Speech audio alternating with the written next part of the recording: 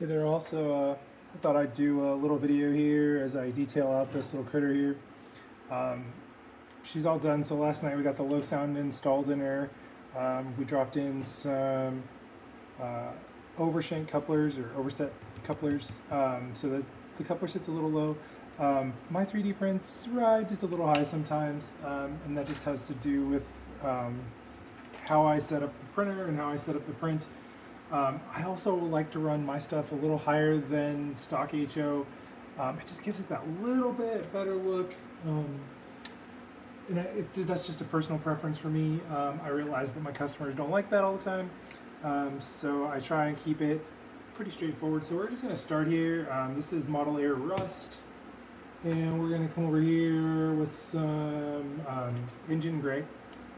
I'm just going to do equal parts here in my cup. So what we're going to try and do here is we're going to rust up, kind of weather some of this, some of the flat surfaces on here. You can see I already have some rust here, I have some here, but my tail light, my headlight, those are still predominantly shiny and black, and not weathered and rusty and dirty. So I have my X20 print thinner there, just the acrylic thinner that I like. Everybody uses their own thing. So what I'm going to do is here, I'm going to draw some out of each pile, kind of get this gray rust color coming here. And I try and leave the top half a little bit there. That way I can get that rust. Or if I want to come over here and I can get the gray and then just kind of blend them on top of the locomotive here. Now, one of the things that I want to stress about this is because it's thinned, you're not adding as much paint as you think you are, but also if you just dry your brush a little bit, you can get these cool effects, like maybe there was some standing water here. So hopefully when we're done with this, and then we want this to run down, we'll get this cool effect right here, so you can kind of see how I have this area outlined. Then come here to the thinner, I have a little bit of rust on my brush.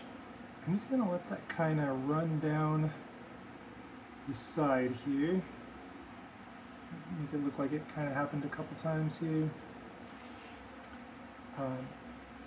Now this already has like some dust down the side, so what we're going to do, kind of turn it, let's see a little bit. So I have just a couple of drops of rust there. I'm just going to come here. Now this is one of the things that I want to really reiterate here is I do as much as I can to remove layer lines from my prints. I hit them with the Dremel, I hit them with sandpaper, I finish them with 1500 grit, kind of a wet sanding process. And the reason that that's important is if you don't do that, these vertical drips that I've done here are going to spread along one of the layer lines. It's going to pick the easiest layer line to find, and it's just going to spread across it, and you're going to end up with this weird looking horizontal rust streak that would not be prototypical, wouldn't be real. It just doesn't look good. So it's really, really important that you take time and you get these kits cleaned up. This is my print here, so I kind of know where the pitfalls are. Now, one thing I want to reiterate here is that as we work around, right, we're just adding little bits of paint, which is why we're using thinner. Some people try and attack this like holistically with just full undiluted, acrylics. You can definitely do that, but you're going to have to redo some stuff because it's going to go on way too thick. So you can see that because I'm using thinner, I can get this rust tint, like in my plow here, I can get the rust tint on there, but it's not overpowering. We don't want, so here, just for the sake of argument here, and hopefully my customer's not watching, freaking out right now. We can take, so that was just undiluted, unthinned. Let me wipe my brush off. If I take that and I just drop it right here on the hood, you can see, or on the walkway here, you can see that's pretty heavy. And that's going to leave a mark. But if I come in here with some thinner, we kind of thin that out, you can kind of get this thinned out rust look, like somebody's been walking across the front of the locomotive lot, which is what we're going for, right? We're looking for colors in places where people would actually touch.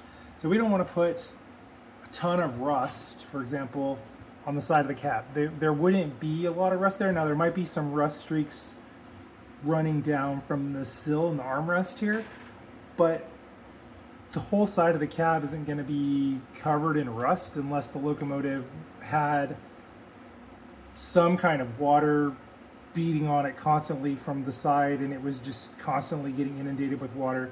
I've seen guys do it.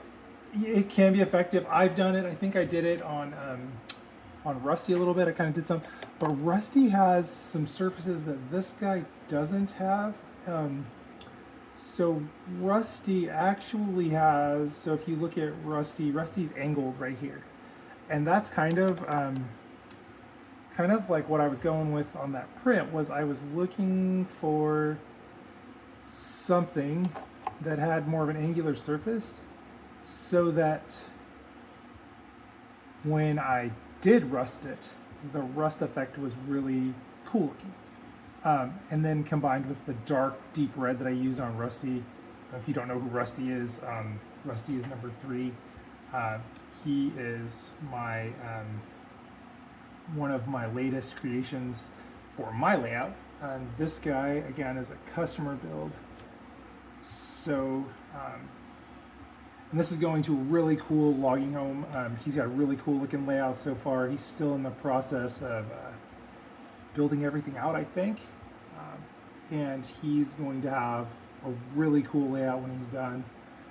So I'm really excited to be able to contribute a little bit to his layout.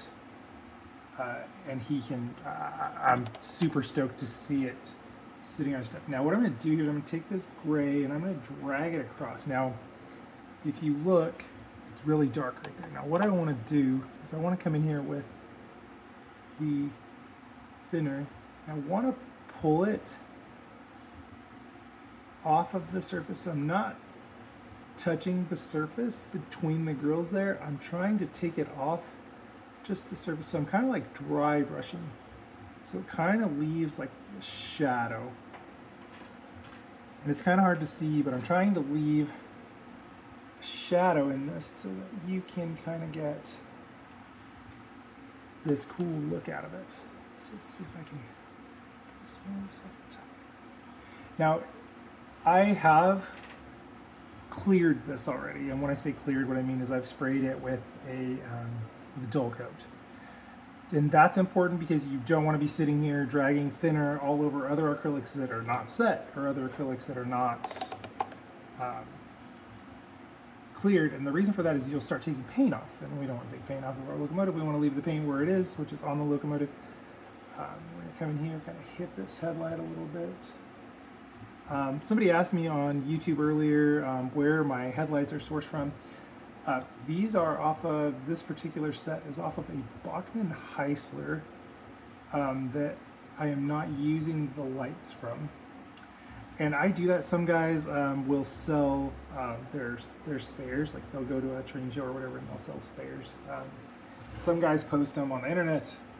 When they post them on the internet, because I have not been to a train show in a long time. If somebody posts them on the internet and they're cheap enough, I'll pick them up, and then I just turn them into headlights for other units. What's nice about the Bachmann ones is they're already LEDs. They're already set up they're already set up. They're already pinned. They're already ready to rock and roll. So it makes it kind of easier from my perspective. It's not always true. Some guys don't like to have that, and a lot of guys don't like the LED look. I have a lot of guys who would rather have an incandescent. So what I did there is I added some Panzer Dark Gray to the mix. Panzer Dark Gray is that little darker color, and we're going to use it here. Oops, I forgot to dilute it. Again, if you forget to dilute or you forget to do whatever it is that you were trying to do here, what you can do is you can add some thinner to your brush and then kind of dry your brush on a towel. I have a towel draped across my knee right now. The really important thing to remember is that that towel is on your knee and not on your shorts, as I have done on a couple of occasions where I have accidentally put acrylics straight onto my pants, and then I run upstairs and I grab the shout and I try and get it all off. I have had moderate success getting it off. I have on more occasions than one just ruined a pair of shorts and been mad about it. I don't paint. I work in my shop, so I do not paint in like jeans or anything in here. It's way too hot. So right now it's according to the box, it's already 88 degrees in here. I have a box fan behind me. You can probably hear the dull roar of it. So what I'm doing here is I'm just kind of coming in, hitting these. Now the important thing to remember here is that, again, we're depositing little bits of paint. We're not flooding the locomotive. Daryl Huffman did a really cool video a long time ago. Well, it's not that long ago, but he did a really cool video about painting a Bachmann-Shea. That was my inspiration to paint, and it was my inspiration when I started creating my stuff. I kind of looked at Daryl's video. I watched it more times than I'd like to admit, and it really just kind of resonated with me, like how he approached things. So everything was thinned, nothing was ever super applied, and he would do multiple coats, and I think that that's really important. I think a lot of people go crazy and they're trying to paint the locomotive as fast as they can.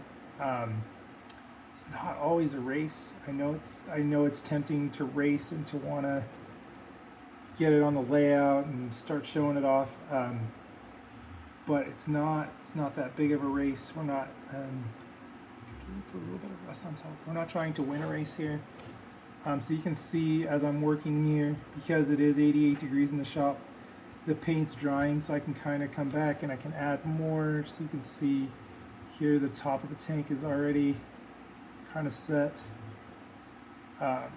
These air tanks that are sitting on the side of some of my locomotives, they don't really, I mean, they would take them off to like do service, but for the most part, they're just static.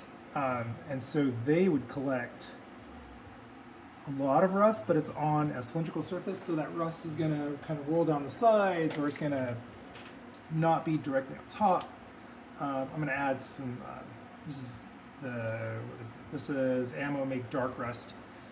So Ammo Makes Dark Rust is is a pretty red color. I really like it. Ammo Make is hard for me. I like some of their stuff. I don't like all of their stuff. And I think that's part of the beauty, is that I am a Vallejo kid. I've been a Vallejo kid since I was little. But what I love about Ammo Make is that their rust colors seem to speak to me. And I don't know if it's like a coloring thing or if it's a... I have not, I'll be totally, completely transparent. I have not played a lot with some of their other colors. I do have some of their dust colors, but to me, I'm a Vallejo kid through and through and through, and I probably upset somebody now saying that I'm not a huge Ammo Make fan, and I will tell you this: you do what's right for you, because everybody's got their own taste and their own thought process on how things work. I do use the heck out of the oil brushers. If you don't know what the oil brushers are, if you hang out, I'll show you a little bit. So there we go. We kind of got some paint on there. We got like some rust going on over here. You can kind of see how that dried. So you can see I have like this darker spot here. I have some there, and then I have some rust running down. I got some rust on top of the blade of the plow. Now what I want to do, what I like to do on my plows is, these edges are constantly beat up. So we're going to come in here. I have some tarnished steel. This is Reaper. I bought some Reaper tarnished steel a long time ago. It's like a triad. It was on Amazon. Oops, sealed. So I bought this set on Amazon, and I have used the heck out of it. Tweezers here to kind of stab a hole in. Now, what I like about it is that I don't know how to describe it. It's like a thicker paint, and I don't know why I like it so much, but I do. And a lot of guys don't. Again, to each their own. So I'm going to come in here, I'm going to get this tarnished steel look. I'm going to use a sponge instead. And I just want to hit this with the tarnished steel to kind of give it that look of the plow being used. I'm going to come over it with some red too, because I like to paint my plows the same color as my locomotives. I know it's probably weird. I've had people before yell at me because these aren't what you call a real plow, because they don't touch the rail. And the reason that I don't let them touch the rail is I don't want operation problems. So if I can make it so that I don't have an operations problem, then I'm going to make it so that I don't have an operations problem. And I know that upsets some people, but again, not, you know. All right, got some paint flowing out of here.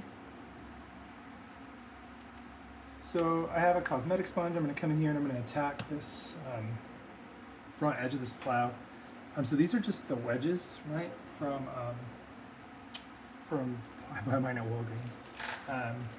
But so I'm just going to come in here and I'm going to kind of work the plow itself, and I want to really concentrate on the edges that would be in contact with the snow or be in contact with whatever we're pushing. I know a lot of people tend to think, oh, you know, there's a plow on the front, it must be in the snow, and that's probably true. That's probably the main purpose. But you know, sometimes it's mud, and yeah, the locomotive's probably not going to push through that, but you know, sometimes it's mud. I don't know why I think that, but I do. Somebody will probably say, no, it's only for snow. But if you're trying to get somewhere and you're in a hurry and you're trying to move whatever freight you're moving, if there's mud on the track and that plow can help you, you're going to use it. So we're going to come in here with some red. Again, I'm taking a lot of the paint off of this. And the reason I'm taking a lot of the paint off is because I don't want this to be like the overpowering center point of the locomotive. I want this to kind of be like, hey, there's a plow on the front. We moved some snow, we moved some whatever we were moving. And it's kind of my thing. So come in here with the red, kind of put the red on there. The red just breaks up the plow. The plows are kind of, in a sense, kind of boring because they don't really do a whole lot for the front of the locomotive except for give it just that beefier look, in my opinion. So I like to kind of make them look cool or make them look nice so that they kind of blend in with the rest of the aesthetic. Yeah, that's a really big word for super. Well, I guess it's afternoon now, but so that they blend in. I'm gonna come in here and kind of do the coupler pocket. And this coupler pocket is just a Katy coupler pocket that I pushed through the plow, and that's kind of how I do them. And the plows are 3D printed. So it's not not like a super intricate process. You know, if you want a more realistic plow, they sell brass ones that you can go buy. You could probably retrofit one of the DRGW plows or something to the front of a critter. It'd be really long, That's my only thing. And my thing with critters is I want them to be on the shorter side so that my clients can run them on tight radius. And all of my critters come stock with long shank couplers. I try not to send them out with standard shank couplers. Occasionally I do because I don't have any long shanks on hand, and so customer will need that turned around. So I'll send it out that way, but I try not to. So we can kind of see that I've kind of given that plow kind of an ugly look on the front. Kind of clean it up a little bit here. Some more red. But it certainly looks a lot better than the stock gray that I had on there.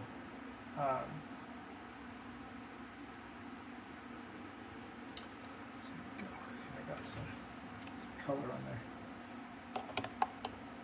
there. One of the biggest things that I have learned in the last couple of years is that whenever you use a red, it's really, really, really, really, really important that you clean as much of that brush off as you possibly can, because that red will ruin your day if you're not careful. For lack of better phrasing, it will ruin your day if you do not get it cleaned up or you do not get it off the brush, and then you go to like white and then you're pink and now you're mad. And trust me, I have been there. I speak from the experience of doing it. I'm gonna come over here and grab some Vallejo Whole Red. Whole Red is where I like to start my rust colors. It's just me. We're gonna come over here with our handy dandy sponge. Take some of that paint off. We're gonna come back over here. We're gonna kind of hit these edges. Really kind of get this plow looking a little dirtier for him. Oops. Dog's moving her legs. Dog sleeps under the workbench while I work. She's got it pretty easy. The box fan is aimed at her, not at me. So the box fan is actually blowing under the desk. She just lays down there and chills out. So now we're going to come back with some rust.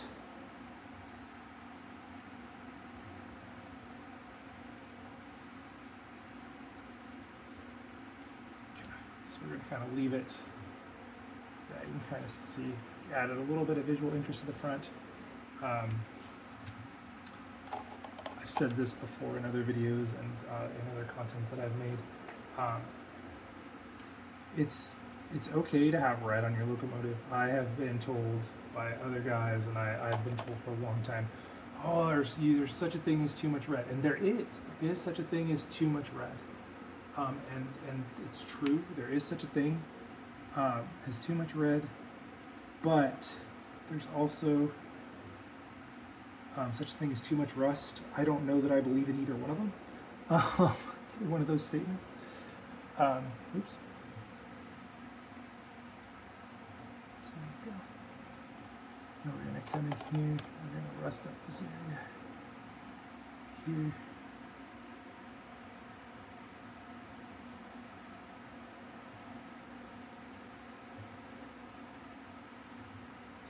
Rust color on there. And we can come back in and we can lighten that up. We'll hit it with some of the Bragdon colors. So here we go. Okay. We're going to mix up a little bit more of the rust wash because it dried out on me, because again it's 88 degrees in here.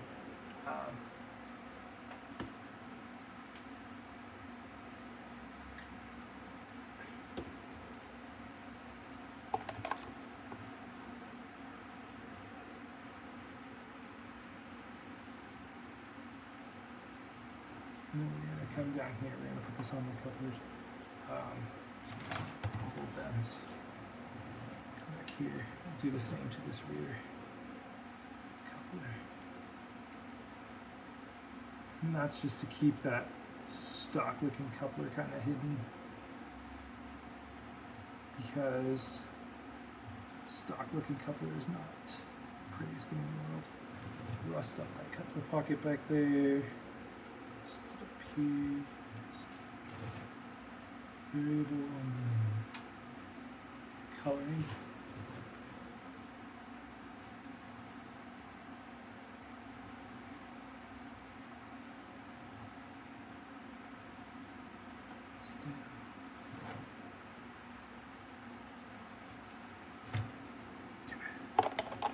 And then come back in, clean my brush a little bit. Just kind of use the brush itself to kind of push the color, get the color where I want it, or to thin it, depending on what I'm doing. And one thing I want to point out is, and this is from Daryl's video, I'm not dragging, right? Everything is a stipple or a tap, and that's really important. That you're not dragging, because that's where brush marks come from.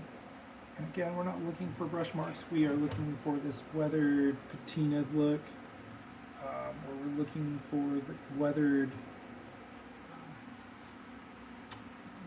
feel. So it's really, really important that you don't drag. If I start dragging all across the locomotive here, we're going to end up with some really weird looking paint on here, and I don't want to do that. Come here, gonna touch up the air tank.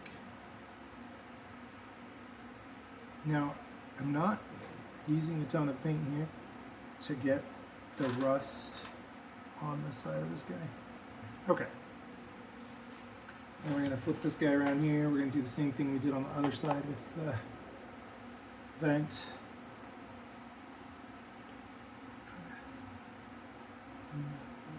Gonna give it some shadow there.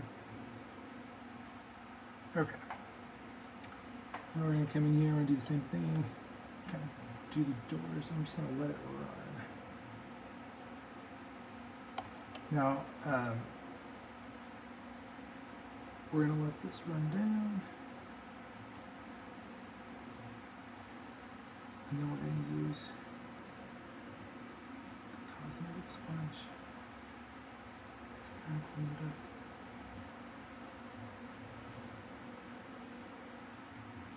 Same thing on this side.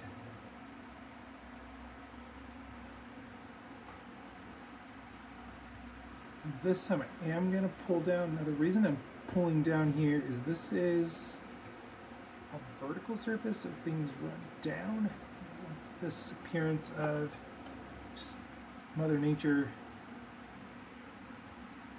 pulling down, but I'm also in effect creating a little bit of grain wear on the doors, and that, oops,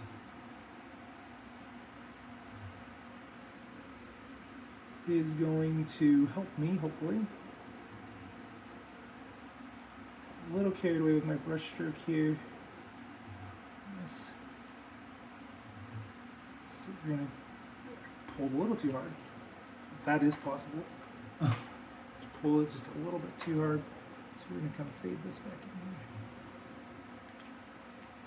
here.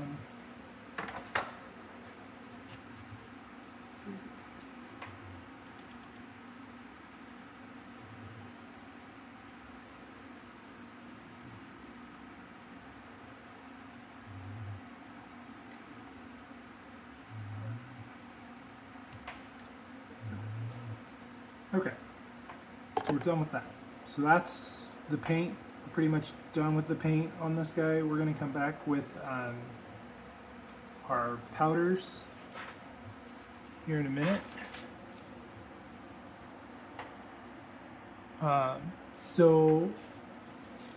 Powders for me are Bragdon for the most part. I do use a few of the MIG colors, and that's because I really like the effect that Jason Jensen gets with them, and Jason is kind of like a little mini hero for me. I love to watch him paint. I can sit there and watch his painting videos all the time with my daughter. Little, she was having a really hard time sleeping, I would go sit in the living room, and we would sit in our big chair, and she would sleep on me while I watched Jason. Um, and I watched I don't know, I watched some of those videos probably 3-4 times. And again, that's just how we learn. So we got the Bragdon powders here. This set I picked up off of the On30 marketplace on Facebook. Somebody was getting rid of them. I said, oh well, and here I am. So we're gonna start with some ammo. This is the City Dark Dust, and we're just gonna come in here. We're gonna pull this back. We want this locomotive to look dirty, but we don't want it to look like it's just been sitting on the sidetrack neglected for forever. And that's really important. Loggers, there's a really good quote from, I can't think of the name of the book right now, that talks about, it's a quote about an old shay. This guy's steam cleaning a shay after a shift on his own time, and the shop foreman walks up and basically says, like, what are you doing? And he says, oh, well, I'm spit polishing it. And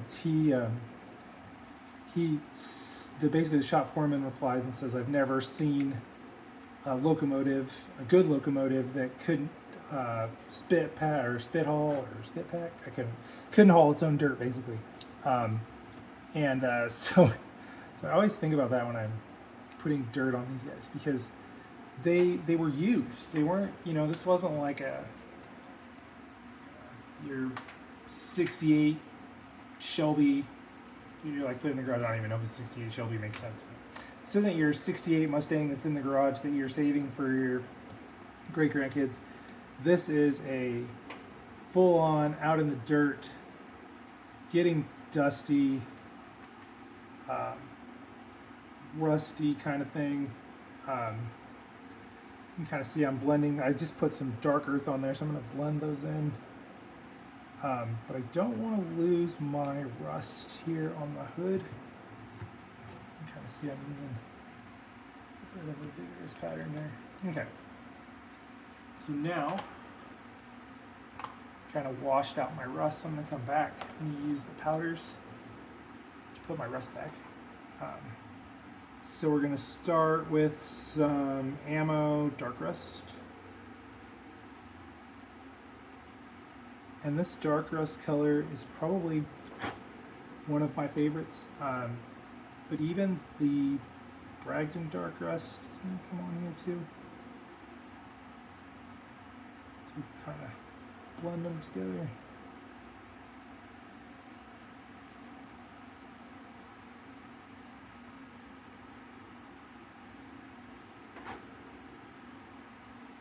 And then we can go to the Bragdon medium. Kind of accentuate. One of the things that I learned when I was first doing this was that I was stopping my rust, lack of a better phrasing, I was stopping my rust early, so it wasn't quite finishing the process. Now what I mean by that is I wasn't putting the lighter colors in, or I wasn't putting the darker colors in. I guess it was the darker colors that I wasn't really using. And so what was happening was my rust looked really unnatural. And because rust is kind of like a fickle monster, it's variant in color, and that's what provides the pop. So you can kind of see when I put that darker rust underneath the paint, because the paint was underneath it, was the darker rust. Now I'm coming back and I'm putting the powder over the top. You can kind of see how I get that kind of pop to it. And that's what we're looking for. So here's my medium mist.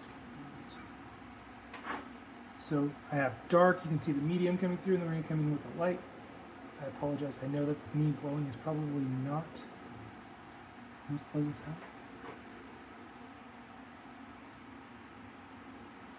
And then trigger everybody because I do it again.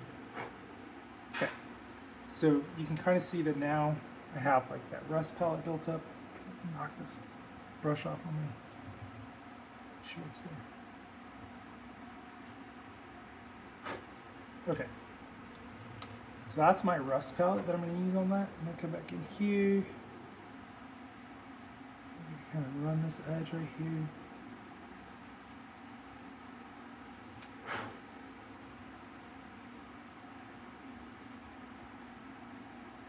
I'm going to blend those colors.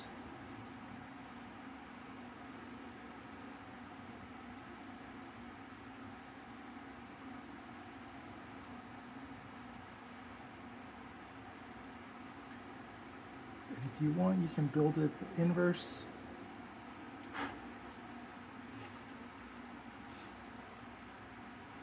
Okay, now have my red paint.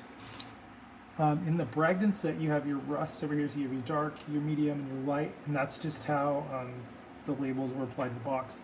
So then I have this brick red color. Now, brick red is intended for brick. But if I come in here and we put it on the grill, we can kind of fade this paint.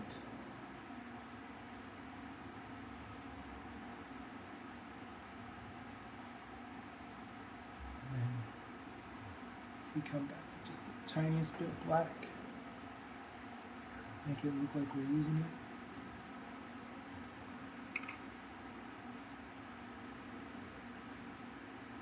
Just right here.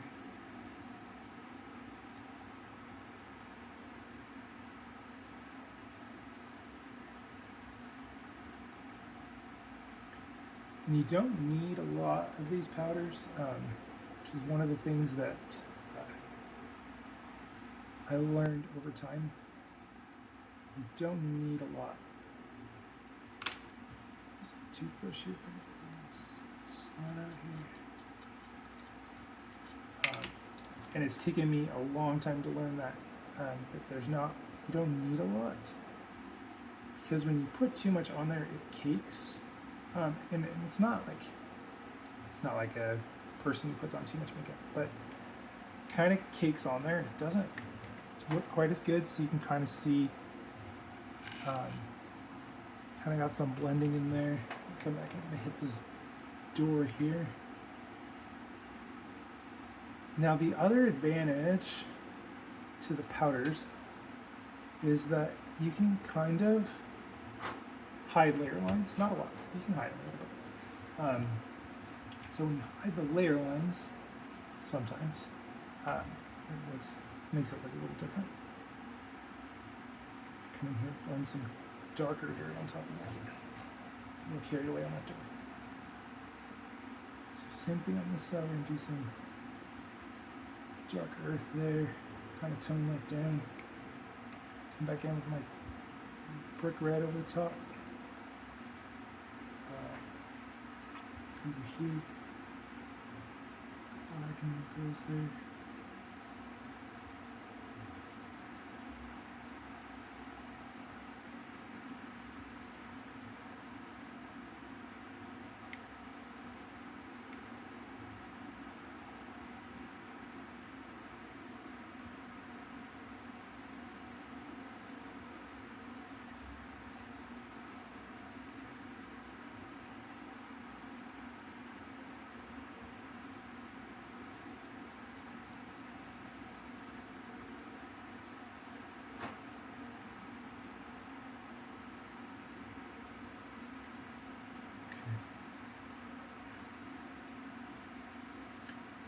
Just pull some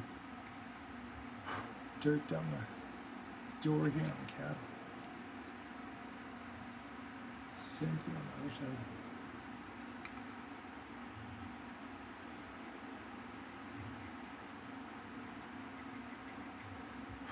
Now you'll notice I'm not doing the panels on the side of my cab. The reason I'm not doing them is that I still need to do his decaling. I need to actually see if he wants me to do it. Again, this isn't my locomotive, it's my customer's. If I was doing it, I probably would have already thrown them on there. If that's okay, I don't mind letting him have some creative fun. I'll double check with him before I send it to him. Just make sure he didn't want me to do it. So there's dirt. Black in there.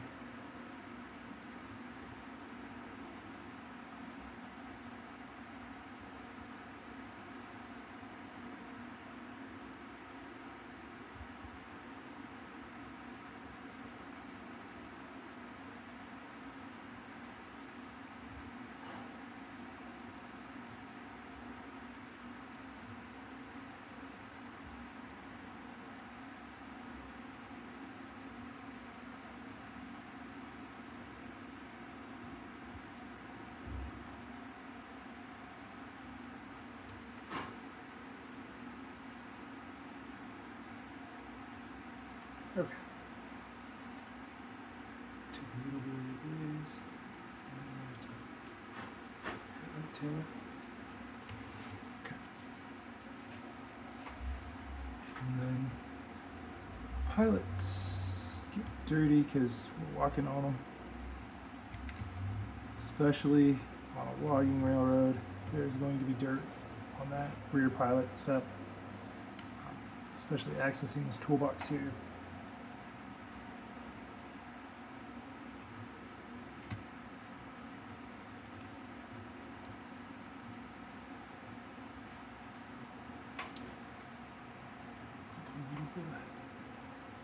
Rust down there in the corner.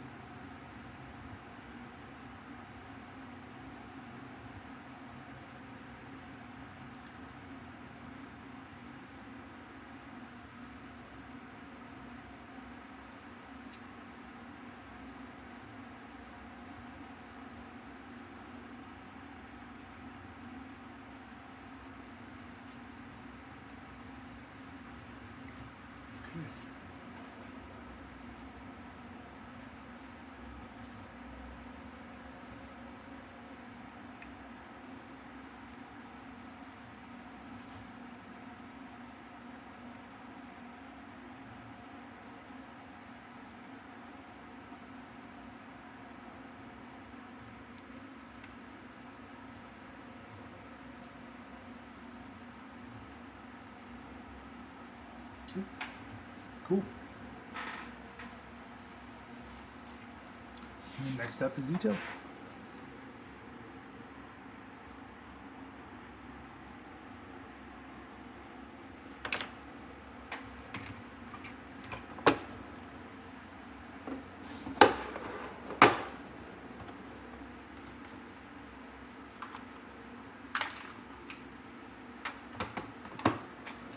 So when we look at a logger here,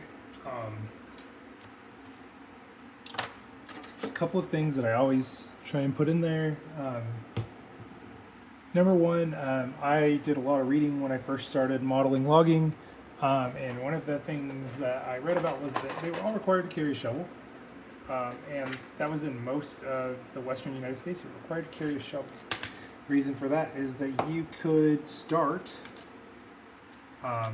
fighting your own fire if you needed to. So we're going to pull a spade out. I've got a PV there. Just picked these up, the PV up from Wiseman. Do a flat show because I only have one spade left. We'll do a re-railer because nothing like getting stuck in the back logging country without a train on the track. We'll pull a jack stand. And then we have a toolbox on the back, so we don't need a whole lot of that. But I am kind of feeling the saw blade on there, which we could turn into a saw. Let's see here. So there's those. And then we'll start with that. Oh, we'll come over here to the cans of bottles. Everything up here is all kind of organized for how I work on things. That's just kind of how I function. Some call it OCD, I call it organization. Depends on what you're looking for here. I did a gas can on Rusty that looked really cool. Let's do a square gas can. We got a square gas can, round, bucket deal.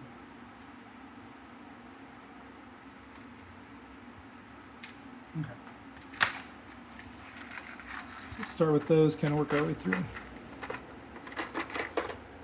So the way that I do my details is I paint them, place them, paint them, place them. Again, everybody's got their own way of doing it. Now the first thing I need to do is I need to come in with the black. I use Delta, what is this? Delta Ceramic Coat.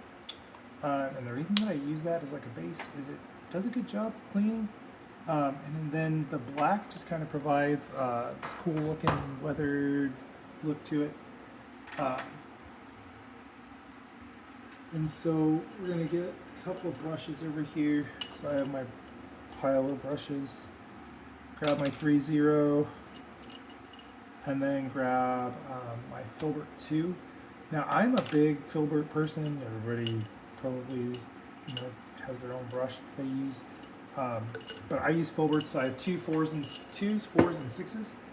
Those are primarily what I use when I paint. And of course, use the handy dandy tweezers to hold things. I can find my tweezers here. I am very picky about my tweezers, and the reason for that is there's just some that don't do the job, and there are some that do. If you have a favorite pair of tweezers, you know exactly what I'm talking about. If you have a favorite brush, you know exactly what I'm talking about. So we're going to come in here, we're going to kind of hit the saw. The saw's already primed. This is a white metal saw. This was a laser edge kit, again, from Wiseman. And so I'm going to let that side dry. Come in here and grab the Buddha. This is a, I think it's Buddha re-railer, I may be saying it wrong. But so I'm just going to kind of stipple black on there, and I'm going to let that set up for a second. We just want to hide that brass.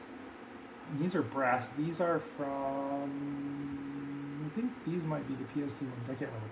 I have some from PSC, and I have some that I've ordered from Wiseman.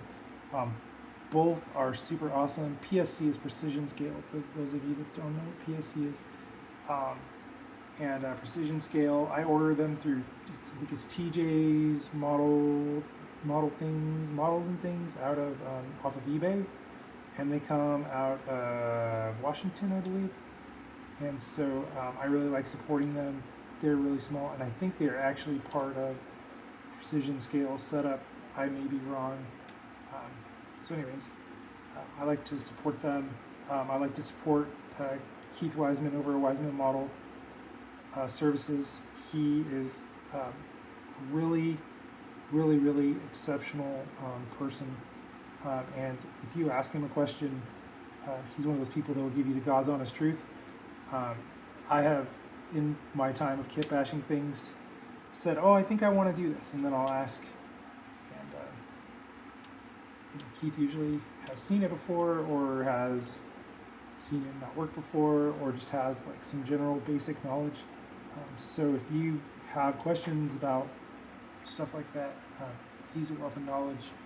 And then of course just the On30 group on Facebook is super knowledgeable group. The kit bashing group is super good too. There's a lot of cool stuff in the kit bashing group. And then just learning different things from different people. The gas can here, the square gas can I'm going to use is from Sierra West. So is the jack stand and the can there. So this can right here. Those are all from Sierra West. Brett, he blows my mind. He makes some really cool 3D printed stuff that just, I stare at it and then I paint it and then I wash it and give it a wash, and then all of a sudden there's like this detail that I didn't even see, and then when I give it the wash, or give it like the light gray colors or whatever, all of a sudden I have this really cool looking like piece, and it just pops when you put that on a model. It's like I don't even know. It's like putting a supercharger in a show car, and then letting it all sit out the front hood. I don't know how to explain it. But he makes some really amazing details. Again, I'm just hitting these guys. I'm stippling it on. I'm not brushing again. I don't want brush marks in my details, especially like really important details, especially like this stuff. I don't. On my stuff, like my personal things, I might have a brush mark here or there, or just kind of do something silly to like get a brush mark. But when it comes to my clients, I try and really set them up so that they have a quality product that they're not ashamed to run. Because to me that's important. If I'm not giving you something that you want to run on your layout, then I have failed as a builder. So I'm adding some more ceramic coat to this. And I'm going to actually brush this side of it, because one side goes down, the other side goes up. But I'll stipple just to kind of remove any brush marks there. I'm just using the tweezers. And I'm probably giving somebody some OCD flashbacks here by painting directly on top of my mat. Okay, so there we go. We kind of got an even coat of the ceramic coat on everything. So we can start picking, choosing colors. Throw that number 2 in there. Start with the gas can. I like to paint my gas cans yellow, especially here. This guy, I do not want to use any more red than I have to here. This is yellow ochre, or ochre? I never say that either, I'm sure. And I'm actually going to leave the 3.0, or actually take the 3.0 really quick. So this is a 3.0. I'm just going to come along the top, and I'm going to get underneath the handle here.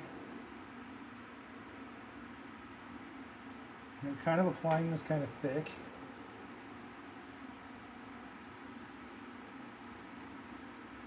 And then we're going to come back with the sponge, and we're going to do deductive painting. At least that's what I call it. I don't know if that's even a thing. But you can see how it kind of brings out some of the black up top.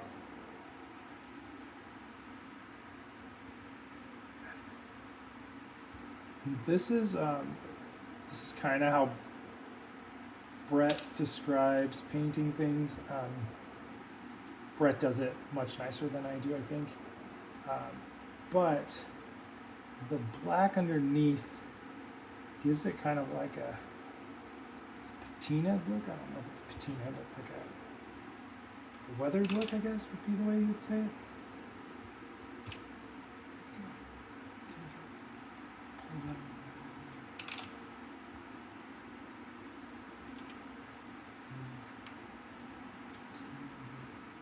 Again, I'm removing paint with the sponge. I'm not applying with the sponge. I'm pulling it off. And that's giving me the very look I'm looking for. Trying not to, I know some of you are freaking out. Oh my gosh, he's putting fingerprints in his paint. I promise you, it's not going to look like that when I'm done. So there we go. We kind of have like a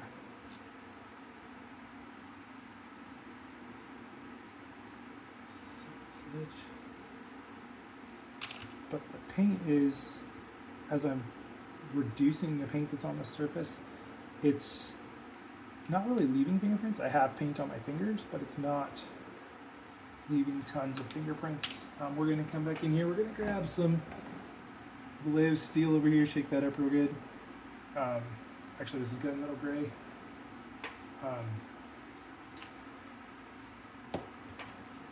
And we're just going to take the sponge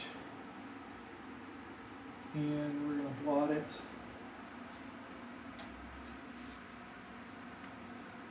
onto some paper here. I don't know what I did with the sheet of paper.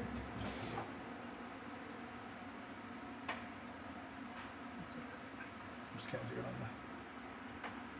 So we're going to come in here and work these edges. I'm not trying to break all of the edges. Just trying to get wear mark. See if you look, I'm getting like this cool wear mark here. And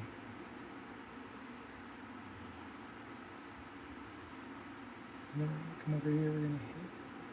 So this is really cool. I'm gonna look at the camera here and see if I can show you. See if it'll focus. So these are the kind of things. Oops, focus. That you get in a Brett Sierra West detail. I'm not really doing a great job of showcasing it. You see the handle, and then you can see the pour spout there, and I was actually able to get paint on the pour spout. And that's really, really significant because on some details you can't. So we're gonna start, put the gas can on here. Oops. Guess I need to clear the tip of my super glue. I am just applying them with super glue. I know other people use different things. I just apply them with super glue. I'm gonna take this, I'm gonna set it right here in front of my cab. And then I'm gonna turn it and I'm gonna showcase the edges. And it kind of hangs off a little bit, and that's okay. We're not looking for anything crazy, but it showcases that weathered edge there. Tweezers there. Sorry, there was a strand of dark that I did not like right there. So we kind of show that, leave it there. Jack stand colors, we're gonna do dark green for that. Now the jack stand on the top, we're going to give it the gunmetal finish. So we'll come back in here, we'll grab our sponge, get that gunmetal, and we're going to work the top of it. You can come back in with your brush if you want. Kind of add it on there. It's really up to what you want to do and how you want to do it. I like to use the gunmetals up there because Brett actually gets the threads in his prints. So when you're looking at that, you can actually see the thread in the jack stand. That is one of the coolest things that I have ever seen on a print. The first time I painted it, I didn't realize it was there, so I just kind of was giving it like a once over kind of cursory paint, and I stopped and I looked at it and I said, wait a minute, and sure enough I had the thread in the jack stand, and that was really cool. So we're just going to kind of apply the green here.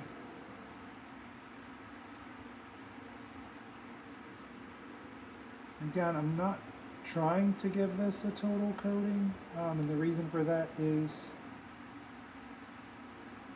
the paint would have been very chipped, very worn. These were out in the field a lot, beat up. Yes, it was a tool. Yes, they took much better care of their tools than we do, but still, this is a tool, and they would have used the living heck out of it.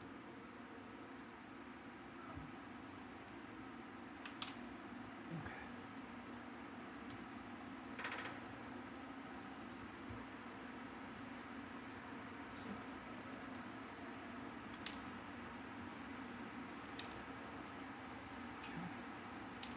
Oops.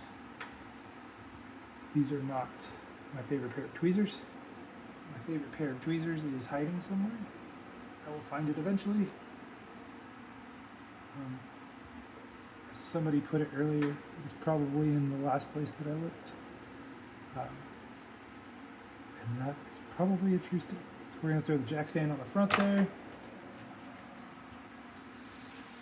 Okay. And then we're going to do the re-railer. We'll use the yellow again for the re-railer. Now for the re-railer, I'm coming in with the sponge. I'm just going to do yellow over the top of the black.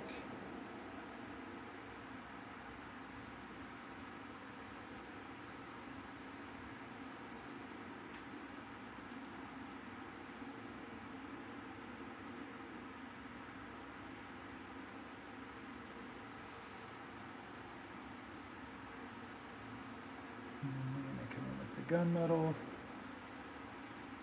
Edges a little bit, because that would have been really worn, especially if a locomotive had come off of the track. That would have been worn and used,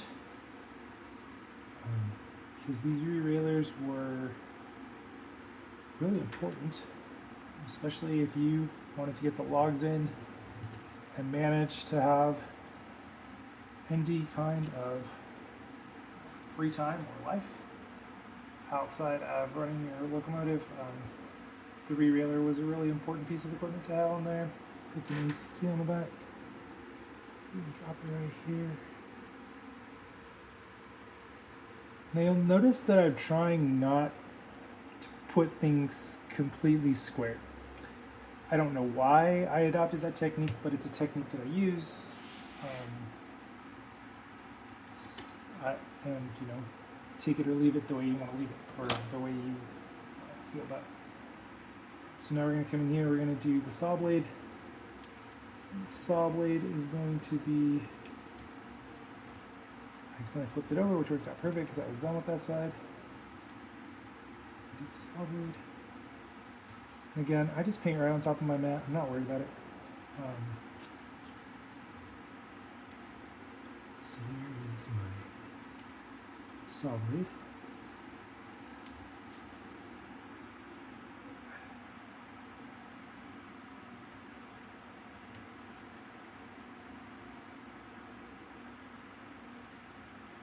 Okay. I'll make a quick handle for it.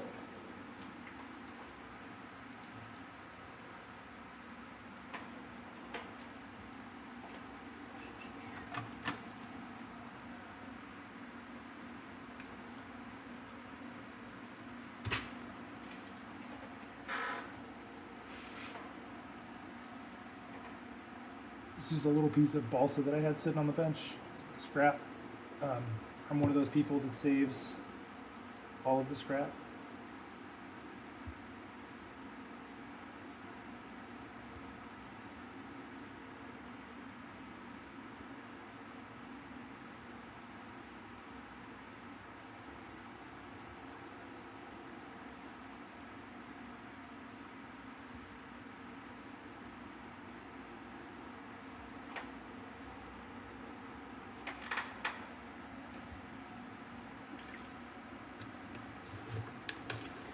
I'm gonna dirty that up. I just have just reached behind me here and grabbed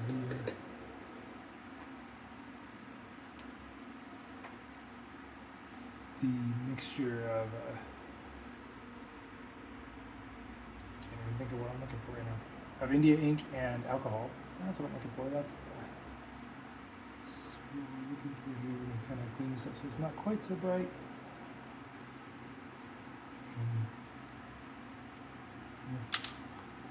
We're going to take that guy, drop that saw up here on the hood.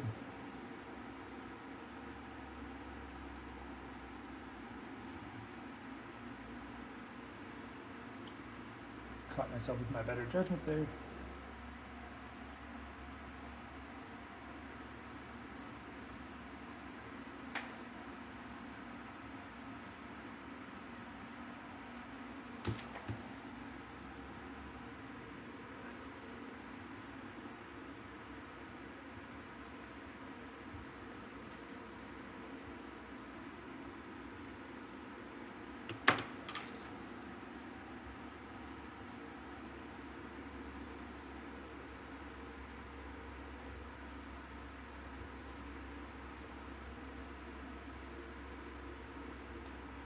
Okay.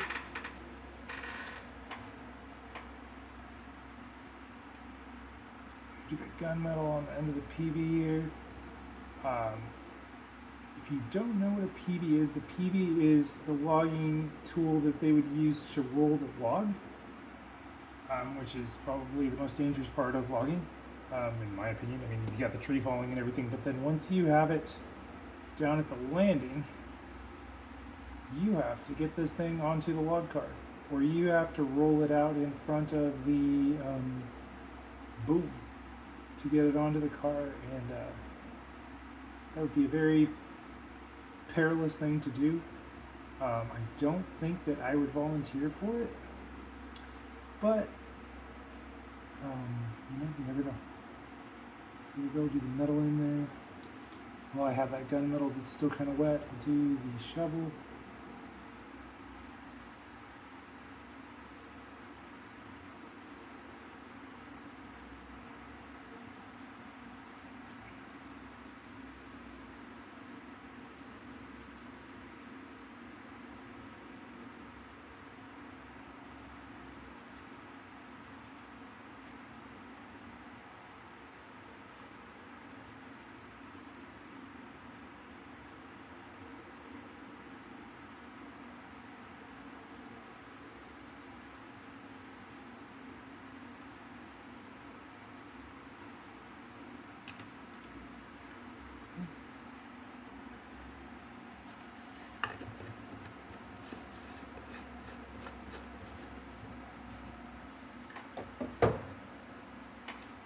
Go get our brown over here.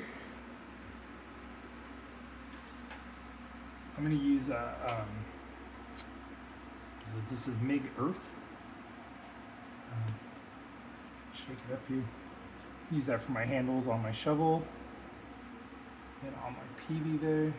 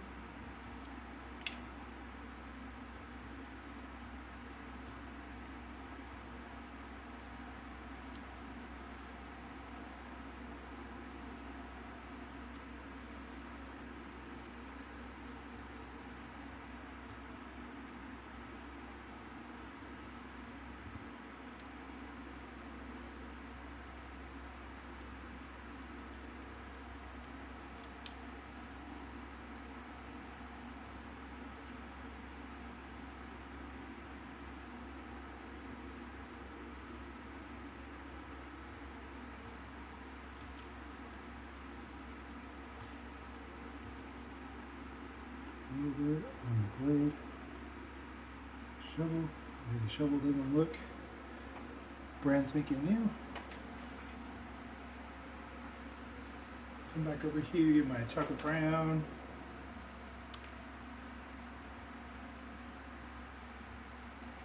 I'm gonna run that over the top of the dust color.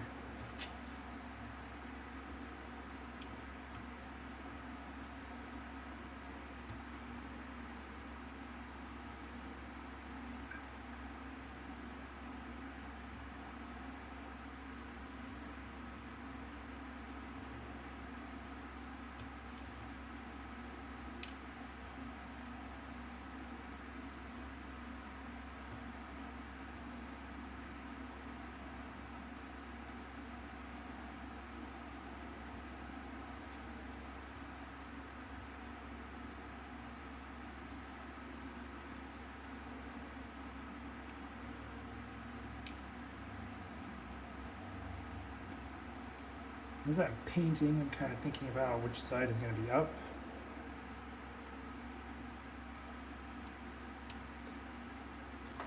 Okay, so we got the PV all done. shovel done. Now I tend to put my shovels on the roof. It's my thing. It's what I've done. I've done that for the longest time.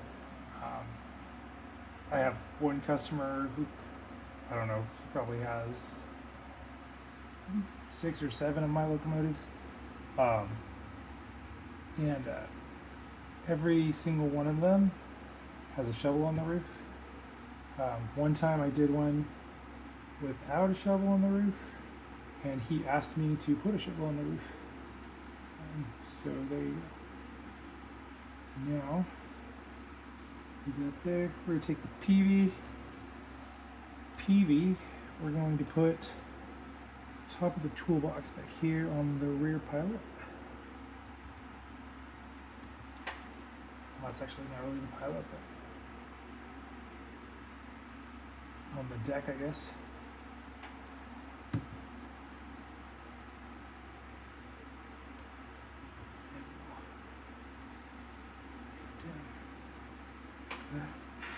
Okay. And then I have a can. It's already kind of pre-rusted. Come in and get something.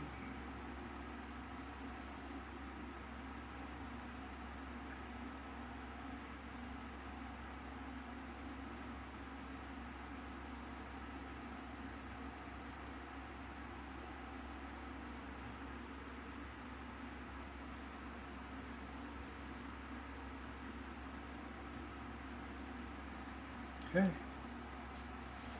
and we're going to stick that, I guess we'll go on this side with it.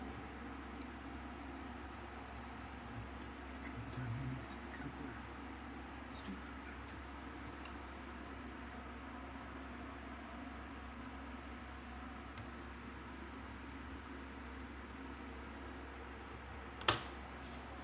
that. Okay, and then we're going to come in here. I'm going to grab, so I have an oil brusher up here. This is the engine oil brusher.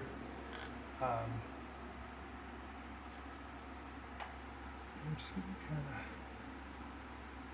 coat the rim, coat the inside too. Then we're going to get another little stick here.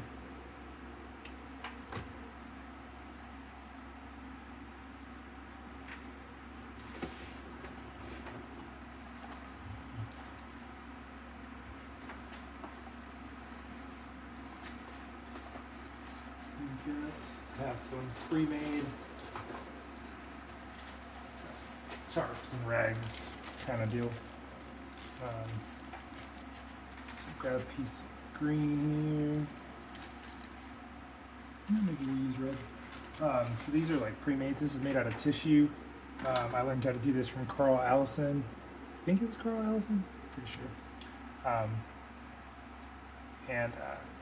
He posted the technique on the Sierra West forums, and I really loved it. It's like, oh, that's really cool. I think that's who posted it. I'd have to go double check. But I really loved it. It's super duper cool. You end up with like these rags or roofs or whatever. You can get rolled roofing out of it.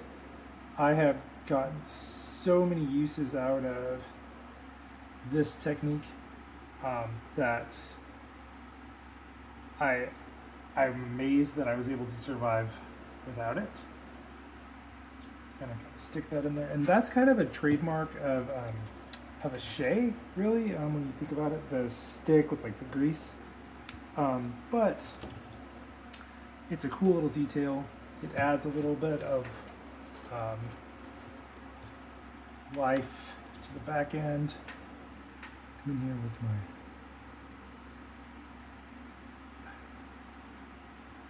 mixture of alcohol and India ink, kind of give that not so new wood look. Okay, and then what I like to do is I like to come in here with my scissors and create a couple of shop towels. So we're going to kind of take this one, bend it, crease it with the tweezers. I'm going to put a drop of glue on the lip of the can here.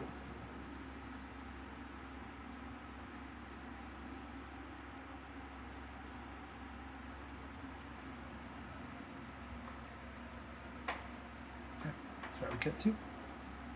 See, one's on the floor now somewhere, down by the dog.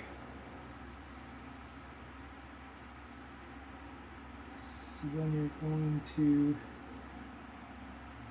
line it up on the edge of the can there. Oops. You can.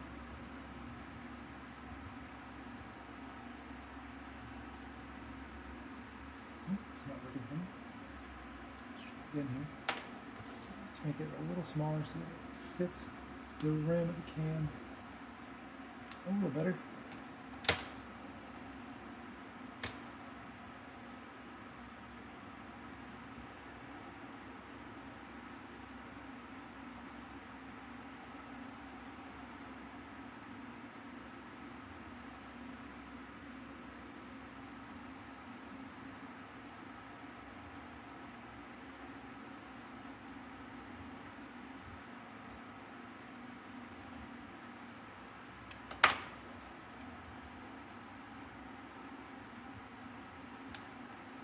Oops, popped it off.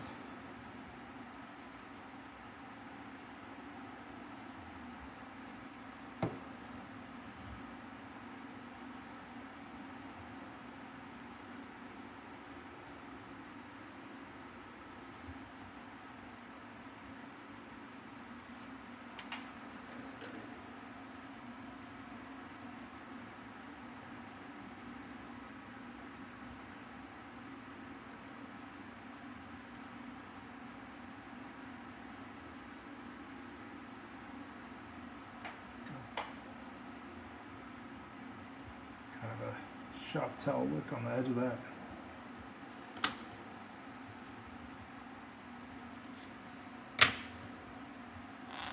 Take the oil brusher, put a little bit of oil into the towel there. Like we did an oil change or something. Okay. And then over to the rope. For my rope, I just use brown thread. I've had people ask me before, why don't you use black? Why don't you use black? Bachman uses black. It's not my thing. I prefer like a brown. Oops. My ball of string has come undone.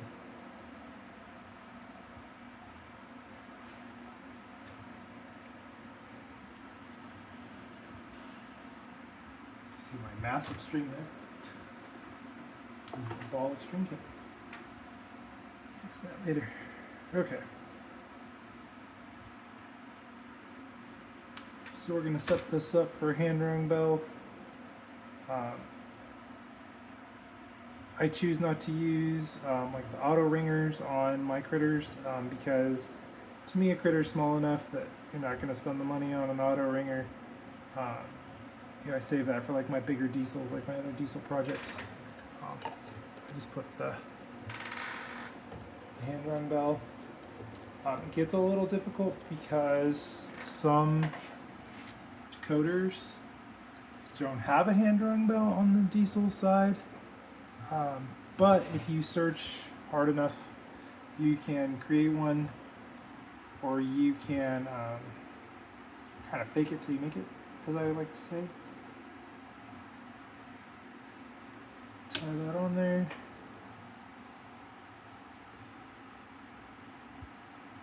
Put some glue on there.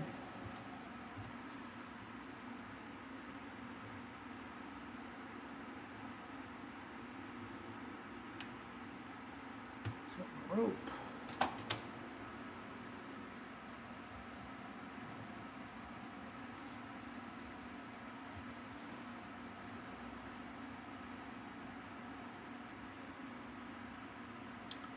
And then we're just going to go punch a small hole with the drill bit to thread our rope through into the cab. so that our operator can ring the bell. So we'll just take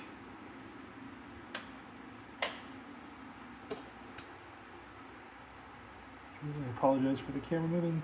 You hear the dog down below, she's getting restless. It is getting close to lunchtime.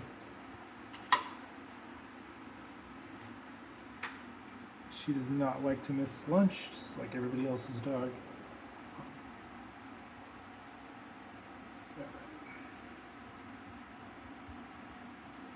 So the way I like to do this is I just measure out how much rope I'm gonna need. So I go to the back of my horn there. Apologies again for the dog moving everything. She's now decided she's gonna change position under the bench,